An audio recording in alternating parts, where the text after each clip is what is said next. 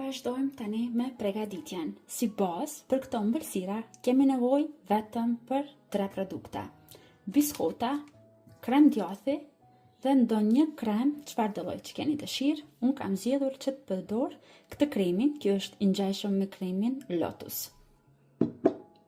Se nuk mund të gjeni nga ky lloj i kremit, mund të përdorni edhe krem Nutella për pregaditjen e këtyre ëmbëlsirave. Fillimisht na nevojiten 300 gram biskota. Në këtë recetë, biskota duhet që të jenë të bluara. Unë në shtëpi nuk kisha të bluara, kisha vetëm nga këto. Dhe vazhdojmë tani që po këto të njëjtat biskota t'i bluajmë në blender. Vazhdojmë tani biskotat t'i shtojmë brenda në blender.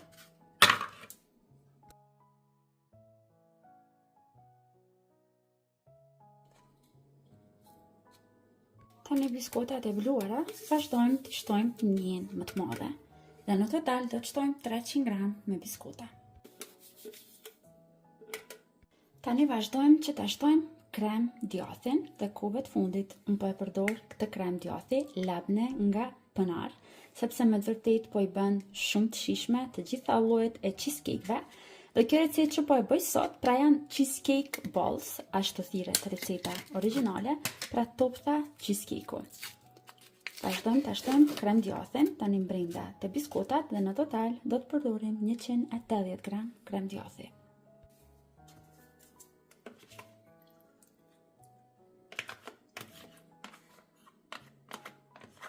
Vazhdojmë tani që të shtojmë cilin do lloj krem që keni vendosur ju që ta përdorni për ta gatuar këtë recetë.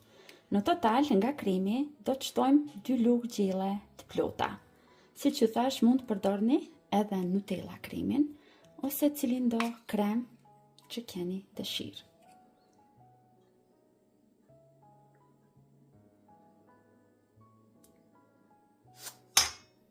Dhe gjithçka që duhet të bëjmë tani është që t'i përzijem mirë, që të gjitha këto produkte që i kemi shtuar në brenda të lidhen dhe të bëhen bashkë. Vazhdojmë njërë me lukë, pastaj do t'i përzijej edhe me dorë.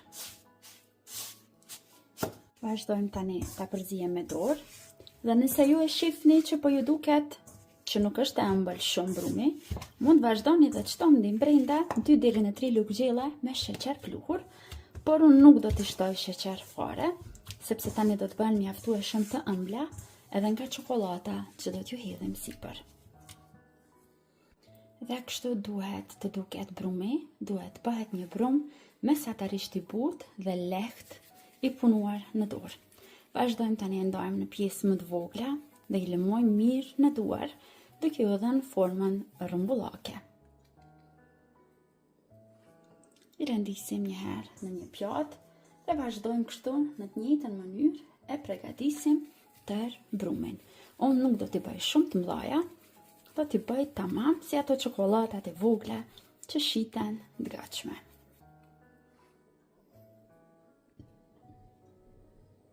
Pasi përgatisim gjitha, i largojmë anësh dhe tani vazhdojmë që ta përgatisim çokoladën me të cilën do t'ju lyejmë këto ëmbëlsira.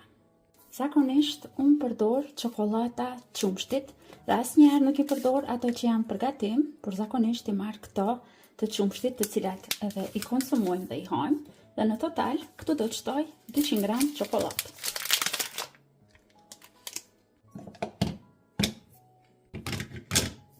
Vazhdojmë tani që ta shkrim çokoladën. Unë të çokolata nuk shtoj njëherë asgjë, e lë kështu vetëm çokoladë dhe vendos që ta shkri mbi avull. Tani, te çokolata e shkrir, vazhdojmë që t'i shtojmë ëmbëlsirat të cilat i përgatitëm. Dhe me ndihmën e një piruni, i largojmë dhe presim pak derisa të bie pjesa e tepërt e çokoladës, që të na mbesin ëmbëlsirat me një formë pak më të bukur. Vazhdojmë pastaj i shtojmë në një hinë ku kemi shtuar letër për pjekje. Pasi kemi zhytur gjitha në çokoladë, sipër unë do të vazhdoj që t'i dekoroj me pak nga kremi Lotus, të cilin e kam shkrirë.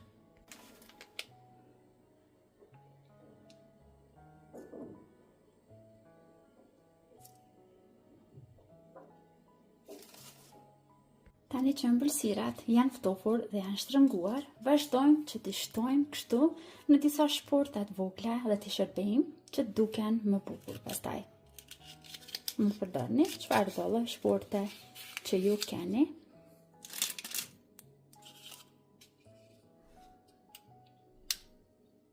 Dhe tani momenti final është kur edhe i shtojmë në një pjatë ku do t'i shërbejmë dhe do të vazhdojmë të shijojmë këto ëmbëlsira të lehta për përgatitje me një pamje shumë të bukur, po ashtu kanë edhe shijen.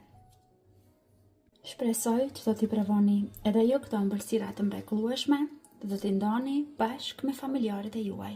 Deri në video recitën e radhës, mbeteni të përshëndetur nga